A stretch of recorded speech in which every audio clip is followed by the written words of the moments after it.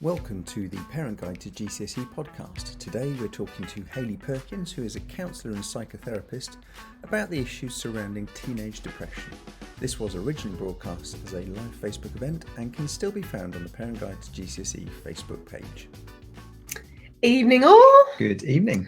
So this is the last in our series across the week of Children's Mental Health Week, and this evening we are talking about depression, and we have Hayley here with us. So Hayley, hi. Hello. Could you do a quick, talking over you already, could you do a quick who you are and why you're awesome for us, please? Yeah, my name's Hayley. I have been a counsellor now, God, it feels like forever, 16, 17 years. And it's probably been in the last 4 or 5 years where I've actually started working more with young adults and teenagers. Became a therapist really after my own. If you speak to many therapists, most of them have become therapists because of their own experiences. I have gone on I'm also a part-trained psychotherapist.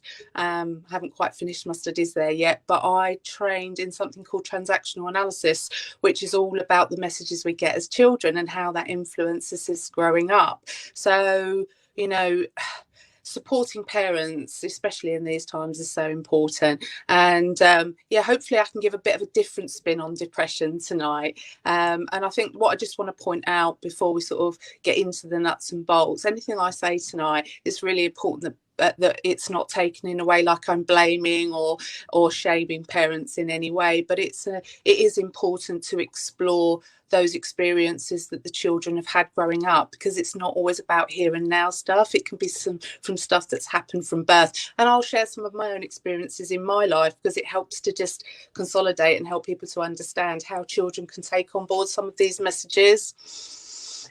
Yeah, that sounds fab. Yes. So, well, can I kick off? Yeah, go for it. So depression is something that I really associate with adults, not necessarily with children. Can you just put me straight on that? It is something that can start from teenage years or younger. I think the thing about depression, if you think about the word itself, it indicates like depression. It's the pushing down of. And you're right. We do associate it with being something that we experience in adulthood. And most commonly, it probably is. However, it can happen at any time of our lives, especially if children have experienced traumatic events like separation of parents or, other traumas that have gone on. But just exploring a little bit about what depression is and what leads to us having depression. When I look at my own life, when you start to explore just the families that we're born into, just the ranking, the order at which we're born into can influence it. Depression for me is about not being able to express ourselves. And so, when you start to look at society nowadays, and I think we are more open about mental health, but I think there's a lot of pressure that we put on children. So when we start to compare childhood now to what it was like 20 or 30 years ago, I think there's a lot more pressure on children, which may bear a relevance as to why we're seeing more depression in children. Also, we're more aware of it. I think it's always been there. I just think we haven't.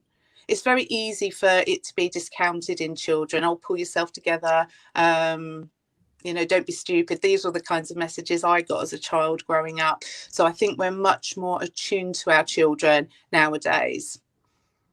Yeah, absolutely. So in terms of the kind of things, obviously it's a very wide spectrum, but the kind of things that might bring on an episode of depression, what are the sort of range of trigger experiences, I guess, that we'd be looking at?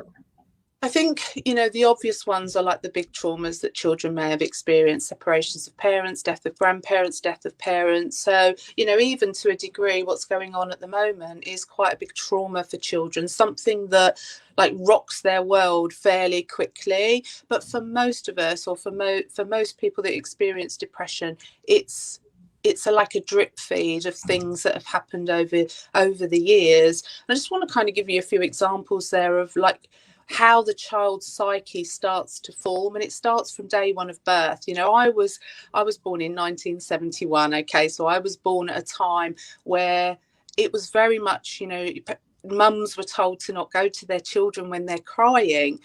So my mum would put me at the bottom of the garden in my pram, and she wouldn't come to me. So when you start to think about how the brain and the psyche starts to develop in a child at a very young age, you know, if you're experiencing, for whatever reason, and as I say, this isn't about pointing fingers or blaming anyone, it is just what it is. You know, my mum was 17 when she had us, you know, so she was a child herself, so she's going to be influenced by what she's being told.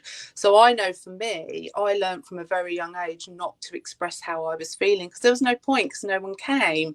So when you start to track back and you start to look at children and their environment that they're born into, you know, they become toddlers and they're noisy, you know, parents have busy lives, and so they don't always have the time to be as attentive. And so it's this that starts to lead the child into not expressing themselves. And if you think about feelings, we process them in three main ways. We either express them, which is lovely, we get it all out, we're allowed to cry, we're allowed to have tantrums, you know, so we learn that it's okay and it's safe to express ourselves. Most of us sadly don't have that experience, and we learn from a very young age to repress, to actually stuff down those feelings. Even, you know, my mum used to have an eyebrow raise, and I knew if that eyebrow was raised, you know, to not push it, to not say anything. And then as I got older, certainly like going into my teens, my mum and dad would say to me, you can tell me anything.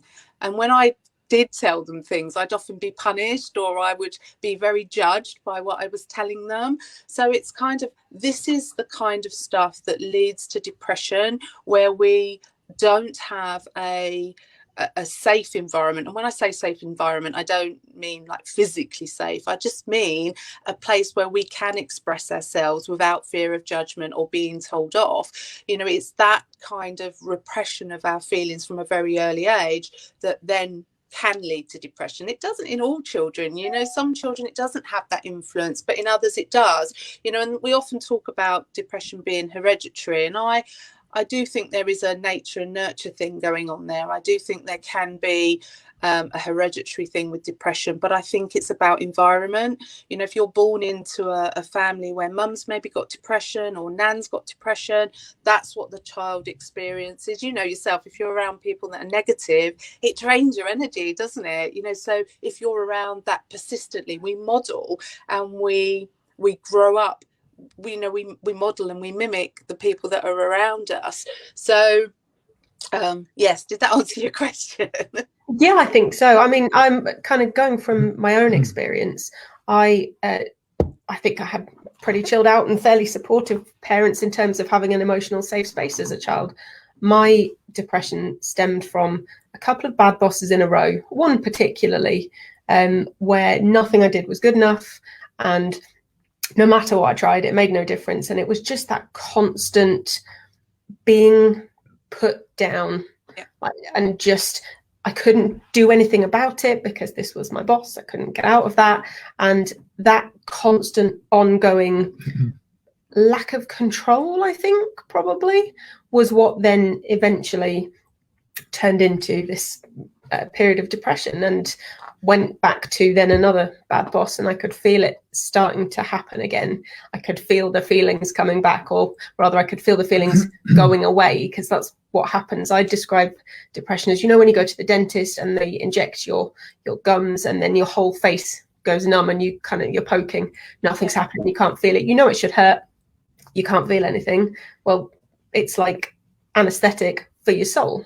I couldn't feel any of my emotions. I knew what I was supposed to feel. I knew what I was supposed to be doing up here in the little bit of my brain that was still working properly, but I couldn't actually make that happen. My feelings system just shut down, and that was not super fun, I gotta say. But that was purely that kind of, I decided when I felt that happening again that I wasn't gonna let myself be in that situation. So I decided that my sanity was more important than my salary, which is a line I use quite often now, and quit. Hence now starting my own business instead. But it was, I think one of the things I wanted to make sure we got across this evening is the ways that parents can support their child, because I know my ex-husband had an episode of depression, and I had no clue what was going on, and I didn't understand. I didn't get it. Why can't you get out of bed? You've already phoned into work. You don't have to go in if it's work that's making you miserable, but you can get up. Come on. But no, that's not how it works. And I didn't get that. And I was not the supportive wife that I should have been at the time. I was very lucky in that when I had an episode of depression, I don't know whether I was able to express myself a little better or whether you're just really awesome. But he was awesome. Just didn't expect anything from me. I could just be without having to put on the pretend emotions and pretend to be okay and pretend to be normal, because I wasn't. And I needed that space where I could just be.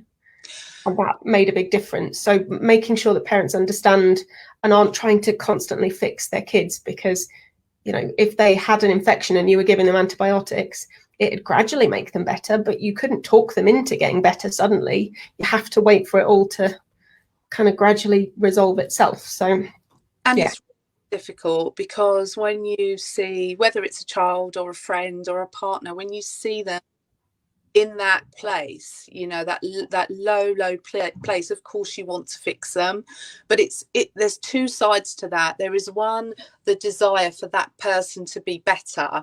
You know, you want that person that used to be vibrant, you want that child that used to laugh and sing and dance, you long for that person to come back. But also what happens is your own stuff is being triggered. You know, living with someone with depression, whether that's a young adult or an adult or a partner or a parent, is very, very difficult, and it invites lots of different emotions in us.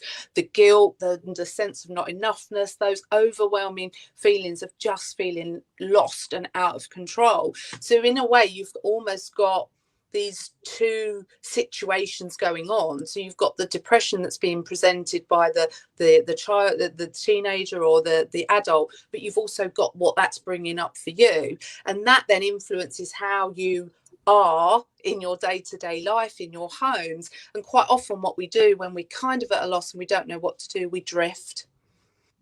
We stop talking, we stop communicating, we go through these cycles of being the nurturing parent and really trying to support and fix the child, to then maybe being the angry parent. You know, we go through all of these emotions depending on what kind of day we're having, you know, and that is completely normal and completely fine. But what happens over time when we don't feel like we're making any inroads is we just kind of, we lose energy, we lose motivation, we just drift apart. And of course what then happens, that reinforces the depression, because you're right, what you're talking about is like when you're in that place.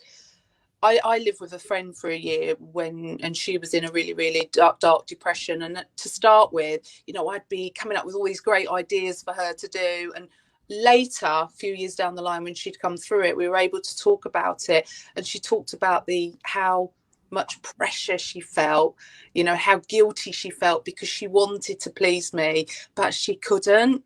You know, and I didn't have that frame of reference. I'd never experienced that. And it was only through being able to talk to her and her share that with me that I started to understand. There's actually, I don't know if you've read, there's a book by Matt Haig called Reasons to Stay Alive. It's that, you know, I'll put that on as a reference. He talks about his experience with depression, and it's funny and it's beautiful. It's such a lovely book because it really helped me to understand the perspective of somebody who's depressed and the guilt they feel and what they're doing to their parents or to their partners, you know, and that just kind of drives them more inward.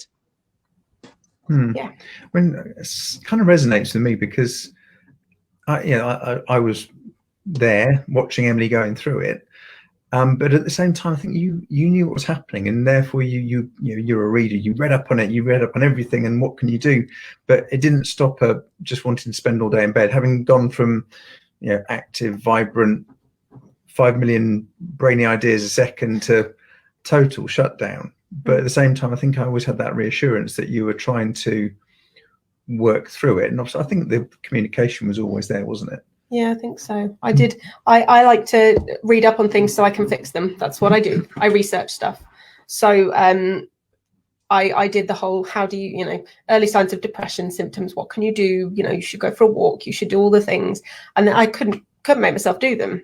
Yeah. Like, it wasn't a counselling kind of a situation. I know lots of cases in depression that is quite helpful. It depends on the trigger. For me, that wasn't something that felt like it was going to work. And I tried all the the stuff that suggested the healthy eating and the going for walks as far as I could. I still had to take our daughter to school and back, which is a 5-minute walk each way, which I did manage to drag myself out and do, but it was dragging myself, literally dragging myself.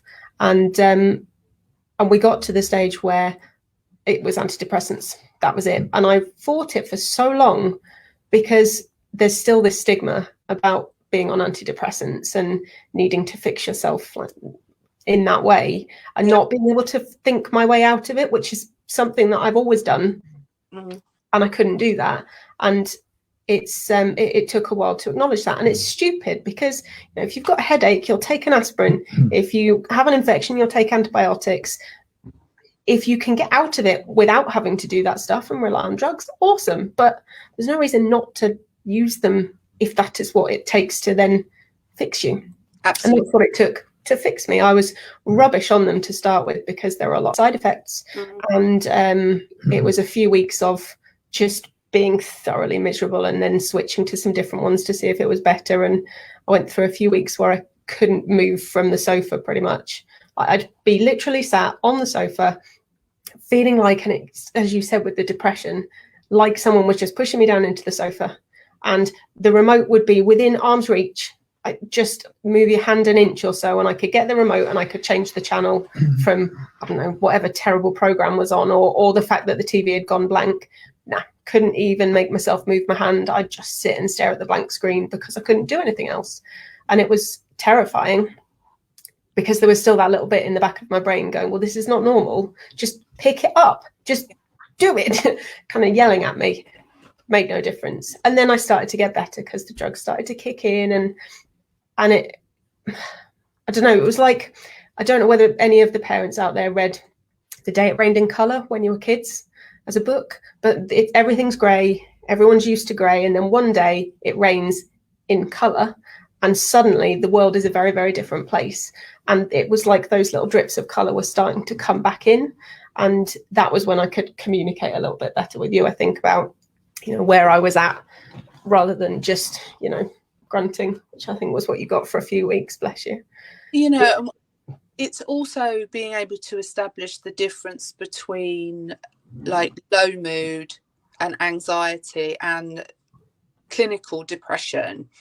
You know, when we're talking about the chemical changes in the brain, that actually, you know, the thing about there's some wonderful like techniques that you can employ, like mindfulness, meditation, going out for walks, playing with dogs, all of this lovely stuff. But you know what? When you've got to be in that mindset place to be able to do those things. And often what that's things that people will suggest to do, and it's another thing that is almost like we carry this rucksack of ideas and fixes that weigh us down even more. And it's like that visual representation of a rucksack, I think, is lovely, because that it's like that invites guilt as well, because the more we come up with all these ideas and we go online and we read things that are going to help us, but we can't do it. Oh, there really is something wrong with me. So we start reinforcing the beliefs that we've got about ourselves. It's really interesting because when I'm working with clients, I get them to imagine they're like a Russian doll, you know, the little dolls that go inside each other. And we have all these aspects of our personality, and the part of you that likes knowledge and reading and, you know, all of that stuff consciously makes sense to do certain things. But these other parts of us, like I call it the inner and outer child. The inner child is like our emotions, and the outer child is the saboteur, the part that kind of says, nope, we're not doing that. So we have all of these different parts of our personality tugging and pulling and trying to get airtime. And, you know, it doesn't matter how many books you read, how much logic we apply, when your fearful inner child is like going, nope, this is where I'm staying today. You know, when you start to, that's why when I'm working with parents that are worried about their teenagers, I get them to imagine what they remember being a kid, because we forget, don't we? We grow up, we become adults, and we forget that we were all once children, you know. And I know when I was growing up, especially when I was a teenager, I kind of felt like I was the worst kid in the world, because I got told off for everything. There was rules for everything, you know. And it was just, now when I think about it, I think, oh my God, you know, I couldn't do anything without my mum. You know, my mum was an interesting character, very critical. She, you know, now as an adult, I can look back and I totally understand her, and I can understand what I experienced growing up. But actually, as a kid, I just felt controlled, and it was horrid. And I sometimes think, you know, as parents, we're so busy being parents that sometimes if we can actually spend a bit of time connecting with our own child, it within us, it really helps us to tap into what would we need, what did we need as that 13-year-old, that 14-year-old, and that can really help us to understand how to work with our own teenagers and our own children. Yeah. So if as a parent, because I know we've had some of our members and some of our community get in touch, and some people have mentioned that their child is currently depressed, and you know, and they're struggling to understand. We've kind of talked through that stuff. So if a parent said to you, I know my child is suffering from depression, but I don't know how to help them, what would be the little chunk of advice you'd give them? So are we talking that they've been to the doctors, they've had some kind of, okay, yeah. They've that's always the first port of call, you know, to try to get them to go and see somebody, you know, which is really hard to do. You know, I'm working with a couple of parents at the moment, and you know, there's just no way that they could get the child to go and see a counsellor. But actually there's a lot of support out there where you've got like sort of youth workers that will come in, and they will I know the one lady I'm working with, she's got a teenage son, and he's got a guy that comes and plays football with him. He's in his early 20s. He's quite cool. You know, finding somebody, sometimes the parents aren't always the right people for the child to open up to. And I think something that we do as parents as well is we try to assume what's wrong. So we get into, this is part of the fixing mode, isn't it, where we kind of list off lots and lots of things that it might be. And I don't know, again, put yourself in that position, if someone was doing that to you, how you would like just close down and not want to open up. So I think there's just things like also looking at yourself, and sometimes we have expectations of our children, and you know, are we practicing what we preach, in terms of, you know, do we take proper care of ourselves? So when we're trying to get our children to take better care of themselves, you know, are we modeling that for them? So I think it isn't just about how you're supporting the child, it is about who you are as a role model, and how, if you look at ways in which you can improve the way you're living your life, that's what's going to then be modelled for the child, for the teenager. Yes, indeed. I should say at this point, if you are watching on the live, this obviously doesn't count if you're on the podcast later, but if you're on the live and you've got questions, do feel free to pop them in. That is what we're here for this week. So give us a shout if you want to ask anything. Okay, so is there anything that, because you're the expert in this, I can't claim I'm an expert. That would be like saying I went to the zoo once and now I'm a koala bear. So what haven't we talked about yet? How useful? I guess, you know, it's understanding, you know, what I a couple of years back I did a 4-day training just on depression, and it was really interesting. Firstly, it was with this guy, Dr. Mark Widdicombe, and he'd done his PhD in depression. It was really fascinating because he'd obviously spent many years researching and working with people with depression, and he talked about the patterns that we repeat throughout our day that keep us stuck in those depressive states. So this is quite a nice thing to start looking at. I mean, obviously we're so limited at the moment, aren't we, in terms of, you know, we are so stuck at home, and so those really rigid routines that we get up at a certain time, we do whatever we do. So it's hard at the moment to look to make small changes to our routines. But that's what his whole PhD was around, and around how we keep ourselves in this this state by the way we actually, the routines we have in our lives. So there's maybe some work that can be done in that area, where you can look at your own routines, look at the teenager's routine. Environment plays a big part in depression. It's, when you start to look at what leads to depression, yes, you've got all the childhood stuff, but you've got food plays a big part, what we're eating, without even starting to touch on social media. That is a massive one. Children or teenagers are going to social media for attention, to get their needs met, to get those likes, to feel important. So social media, without a doubt, the biggest thing that's changed in the last 20 years. Your question earlier about mental health and why we're seeing so much more in younger children. Social media plays a massive part. But last year I worked with a young lady. She was 15, and she when I would ask her a question, she would take time. She'd really deliberate and think about what she was going to say.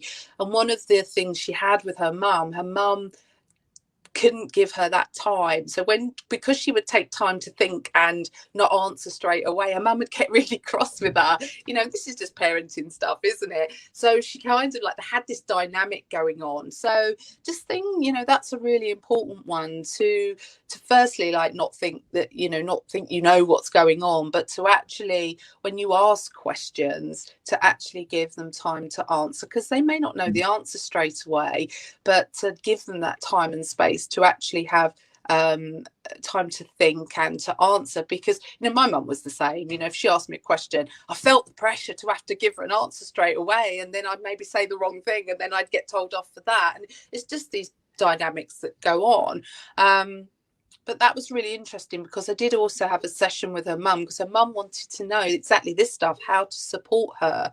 And we kind of talked a little bit about that. And her mum's life was busy. She had a full-time job. So her life ran at 100 miles an hour, and that reflected in how she parented her daughter. Yeah. Slowing down enough is a challenge. I think I know it's something that we face in our house. I think that's one of the themes across all the things we've done this week, is parents just being encouraged to listen really, really carefully, not put words into their mouth, not answer for them, not guess what it might be. And I mean, you were saying earlier on about the parents listing all the things it could be. That's, in a way, that's pointing out to the child all the other things that could be wrong they may not have even thought of. Yeah, let's not suggest new stuff to them. But yeah, it's just, it's difficult. We're running a business where we're still working full time, although we're working from home. And sometimes our daughter she's 12. She just wants to come and babble about Harry Potter for half an hour, just very happily, all these fan theories and things. And my brain's kind of going, I have so much work to do. And then Paul's like, but I have to go and cook tea. And you want to just fast forward her, because that's how I run. I am very much fast forward all of the time. And I really struggle sometimes to slow down for long enough to just let her be and talk and, be there for what she needs from me. It's absolutely a thing. The way I see that is it's about being present in the room. You might be in the room, but you're busy typing, you're busy thinking. And I think we're all guilty of that. I know I certainly am. Sometimes she'll be talking, or the boys, they'll be talking, and I know that actually I'm listening, but I'm not really. And that's, that's not great parenting. Yeah. And that's the bit about, checking in on yourself. It's really interesting, because we want the best for our children, but we don't always model that in ourselves. More of my personality as an adult is like how my mum is, not how she wanted me to be. I've grown up to be the person, as much as I hate to say it, that kind of puts the dinner on the table, that does all the housework. That was my mum. My mum worked full time, but she also did everything in the house. And as much as my logic conscious brain hates that and wants to rebel against it, that's who I've become, because that's what was modeled for me. It absolutely is. But it's really interesting, because this isn't just about helping to support a child through depression. This is about bringing families together generally, the more we can slow down in our lives and be more present in all relationships. So it's not just with our children, it's with our partners, it's with our friends. You know, life is so busy now. You know, we can be busy 24/7. It's almost like, I do believe being busy has become the new I'm fine. Years ago, you'd say to people, are you okay? Yeah, I'm fine. Now it's, oh, I'm so busy. We've kind of, it's like a badge of honor, isn't it? And we're teaching our children to fall into these traps as well. So we're kind of like, just by how opportunity is wonderful. Social media has brought so many opportunities. You know, I run part of my business online as well, you know, and it's fabulous to be able to do that. But it does also mean that our boundaries are not as tight as they could be. And I think if we don't have tight boundaries, you know, that kind of gets filtered down to our children. Yeah. Right. We have a question that's coming in from Mandy. She says, can anxiety be confused and end up being treated as depression? I think if you go and see a professional, they should take you through there's specific documents that they have that they take you through that should determine. I think we talk about depression and anxiety as if they're the same. They're not. They're two completely separate things. People can have both. Yeah, so it can easily be confused, but I think if you're speaking to a professional, they should be able to see the difference. Yeah, I know that, not early on, but when I was starting to come out of the depression, that's when the anxiety happened for me. And it was going out in public, and it was linked to the fact that I'd been signed off work, and I put so much pressure on myself because I knew I was letting my team down and I was letting my students down because I was teaching, and being seen out in public, even if I'd just gone out to buy some milk, felt like, well, if you can go and do that, then why aren't you back at work? And that, I think, was what triggered the feelings of panic. So I couldn't do crowded spaces for a while, or just out in general for a while. But they did feel very different. I can see how they're linked. But yeah, I think if you're talking to a professional and you're capable of explaining what is going on in your brain and your body, I think it's something that, they should be able to switch between. Listen to me talking like I know stuff. Absolutely right. I have periods of anxiety, and it's based upon when I'm future faking, when I'm looking into the future and predicting what's going to happen. So I'm like whipping up a really horrid story in my head, and I can't breathe, and I call it the dreads, and it's like it's energetic feeling inside anxiety, whereas depression is like the smothering down of. So when you start to physically describe depression, it's dark and it's almost still for most people. So whereas anxiety is almost like there's an energy in us that we kind of that makes us feel on edge. As a teacher, that's basically when Ofsted come into your room, or it's an Ofsted visit day. You know you're going to be observed, and it's the adrenaline feeling. Well, and the night before, you go through the 840,000 different scenarios that could happen. And there's no right or wrong answer, and I never got to the bottom of how to stop it happening. It's just a constant. But I know it was nothing to do with depression. It was just a lead up to a big event, and then straight afterwards, all was good. All of this is like the brain's coping mechanisms, and that's completely normal. When you're going into you have to face Ofsted, or you're going to do a talk in front of loads of people, it's completely normal for the brain to be, firing off some signals that are going, danger, but, they settle down. Whereas, when we people that are overthinking, that are creating stories, they're living in this permanent fight or flight responses, and that is what leads to depression a lot of the time. So people that have had anxiety for long periods of time can become depressed, and equally, like you experienced your depression, you had the depression first, and then when you started to reconnect with the world, that was when your anxiety, and it's the brain sort of putting some stops on, alerting you to the fact, there might be danger out there. And that's when you kind of anxiety, that is when things like breath work and meditation is really helpful, because it's about settling down the nervous system. So techniques like meditation and mindfulness and breath work are really helpful for anxiety. as well as starting to understand, like, why do we overthink in the way that we do? Again, overthinking is a protective mechanism. It's something we learn to do often in early childhood. You know, when I used to sit on the stairs listening to my mum and dad arguing, so I only ever got part of the story, and then my little brain would create the rest of the story about what was going on, and then I'd go to bed and be all worried about it and get up and cry to my mum and say I've dreamt of dinosaurs, because I needed that, you know, that hug and that reassurance. But I never could tell her that I'd been earwigging on them and listening to their argument about money or whatever it was. So my little brain was filling in all those blanks, and that's what we do. So when you start to look at how we get to a point where a 15 or a 16-year-old is experiencing depression, the chances are, if you could map that process of their life, where, you know, how they have been through their lives, you know, that's without anything like bullying and stuff like that at school. You know, there's so many things, and it's the child's own psyche as well. I remember when I started my psychotherapy studies, the tutor said to me, she told a story about a woman who had twins, and she said she used to say to the twins, you're both going to end up in the nut house, and they both did. One as a doctor and one as an inmate. And that kind of defines, you know, you can have two children, how they can be so different because of how their own psyche is. So there's so many things that influence that can get a child to that point. But I think the key things for parents is to really look at how you can make some improvements in your own life, and how that will then sort of filter down. Modeling the masters, it's kind of like it is important. But also, yeah, that whole thing about not trying to fix them is so important. Yeah, and it's a tough one, because it goes against every instinct in your parenting body to not. Yeah.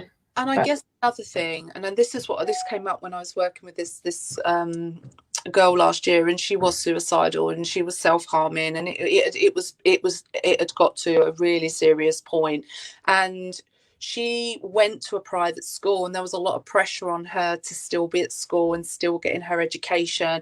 And sometimes you have to pick what's important, and it's like, if your child is at that point where they are not functioning, where they are seriously in a very deep depression, you know, that becomes the main focus. You know, everything else kind of goes out the window, and it's hard to do that because we value IQ above EQ.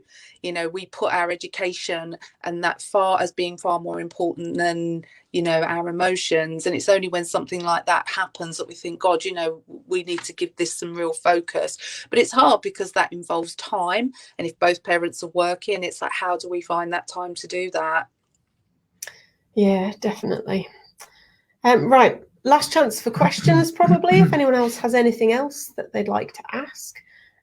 Otherwise, I'm trying to think what we haven't covered that I was thinking we ought to talk about, but I think we've done everything. We've talked through just a little bit of what it actually feels like when you are depressed, and the kind of mental process that you go through, so that we can help parents to understand what it is their child's going through. We've talked about how parents can then support their children through that kind of stuff. Oh, we do have a question. Vicky says, how can you help an anxious child not to worry so much? This is my 11-year-old boy who will worry about most things as he anticipates he won't be good enough or something must go wrong. Yes. And I'm sure that you do all the reassurance and the telling him all the so maybe get him a little book or something. I find journaling is one of the best things for anxiety, especially with overthinking. You know, again, it's like, it's encouraging him to use it. It's hard to get teenagers and kids to do things, but maybe get him to choose the book, so it becomes like his worry book, where he can actually start writing stuff down in his book, so getting it out of his head and onto paper. The thing about, you know, children, especially with anxiety, you're not in a logic place. So even if you sit down and you talk logically and you give that child evidence, they may not hear it. So giving them a space, and also it's open communication, isn't it? And I mean, it's great that she's coming on. Is it? Sorry, I don't know. It's Vicky. Yeah, that you're coming on and you're sharing that, and he's obviously talking to you about it. But maybe create, I don't know, there was a worry monster last year I saw come out on the market, and I thought that was brilliant, where children could write down their worries and put it in the worry monster's mouth. That was for like younger children.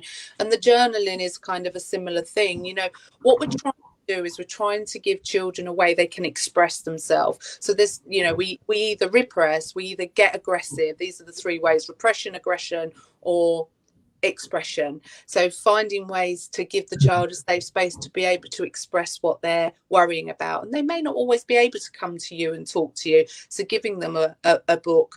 I don't know if there's any good children's books that maybe tackle anxiety, sort of getting them some books to read themselves. Good shout, thank you very much. And then we have another one, which is an excellent question. Kay says, how do you differentiate between normal teenage behavior and a mental illness? Yeah. Do you know, I think it's great that we've really raised the awareness of mental health, but I do also think it can make us look at every change in behavior and start to worry. So I do think we need to be careful of, I think the difference is if it's prolonged. You know, it's, of course, teenagers go through. I was a right stroppy, humpy teenager, but I also, you know, if they start to lose interest in the things that they love doing, you know, if you notice any changes to their eating patterns, if they're losing weight or gaining weight, you've got the really obvious stuff, like if they're having suicidal thoughts or self-harming, you know, and that's very obvious, but it's the really subtle stuff as well. So look for changes in their behavior. And if it's prolonged, if they are in a low mood for long periods of time, that's maybe time to just kind of be a bit more aware of that. I think it's kind of, you know, your child and you know what is normal, but of course there is that tolerance of them getting older, and again, it's going back to those patterns of opening up communication with them, but not trying to second guess what's going on for them. It's open questions are really lovely. So asking questions that are more open, you know, and asking them regularly if they're okay. I know that can feel like a bit of a pain, really, but just taking the time to check in with them. But I think that it is a tough one to know what is just them growing and asserting themselves and hormonal changes and all of that, and actually it being something more serious. But I do also think we're so scared of missing something that it maybe makes us more susceptible to worrying about stuff. Yeah, indeed. Right, that's it with the questions, I think, and I can't think of anything else that I need to ask you about this. Is there anything you think we've missed? I think that I did write some notes down, because sometimes my 50-year-old brain just goes completely shut down. So there's just one sort of thing on here at the last point was about helping your teenager to feel safe. And, you know, that's really important. And, you know, safety comes in different forms. It's not just physical safety, or, you know, it's emotional safety as well. So, you know, creating environments where they can feel really safe to talk about stuff. And sometimes that's not the parent. So, you know, there's so many brilliant resources online, you know, and I've got a teenage nephew, and he's really struggled with social anxiety. He won't go out, and he's living such a small life. But we compare what he could be doing, and I think sometimes we get so lost in what they were and who they could be that we actually stop focusing on the actual here and now and what we're dealing with today. And I think sometimes if we can just take each day at a time and not flip into the future and worry about the impact in a year's time or 2 years' time. So actually just working with creating a safe environment as possible, and also finding some really good resources that they can go to. But, you know, you can't make them, you know, you can only kind of encourage them and give them the resources to go to. And I trust they will, and trust they will. Thank you. Yeah, it's one of the things we've said a few times this week is you can lead a horse to water, but you can't make it drink. And just being there is the best we can probably do, and the most supportive thing we can do. Thank you. Right, that was amazingly helpful. Thank you.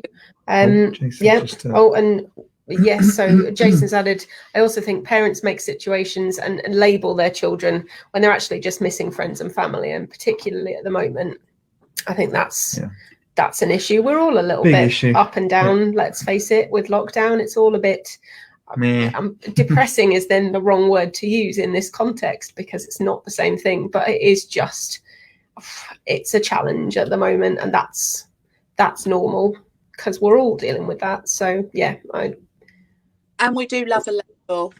Oh, we do love a label. Variety of labels, because they make us, it kind of defines us and it makes us feel safe if we've got a label. But equally, it's like, it's, you know, it's infuriating when you're a child and you're trying to there's so many things in our lives that stop us showing up as who we really are. You know, it just you know, it just is. You know, I can remember like not being able to wear what I wanted to wear because my mum wanted me to wear other stuff. You know, it's just these little ways that we start to mold and become what other people want us to be, and then we go to school and we have to wear a uniform, and it's just life. You know, this is where nature and nurture start to collide a little bit, in that we stop letting children be children in terms of noise and mess and picking their nose and sticking their tongue out, and we have to, like, we put these rules on them, don't we? And then they get rules at school, and like, this is where we start to get pushed down, and this is how depression starts to happen. And then they don't know how to express themselves, so they start to do it in online or in ways that, you know, are maybe unhealthy rather than healthy expression. Yes, definitely. Now, if people kind of wanted to find out more or something like that, could you maybe ping us over some links that people could use to either get in touch with you or get more resources and things, and then we can put them in the comments and in the show notes, because that would be amazing.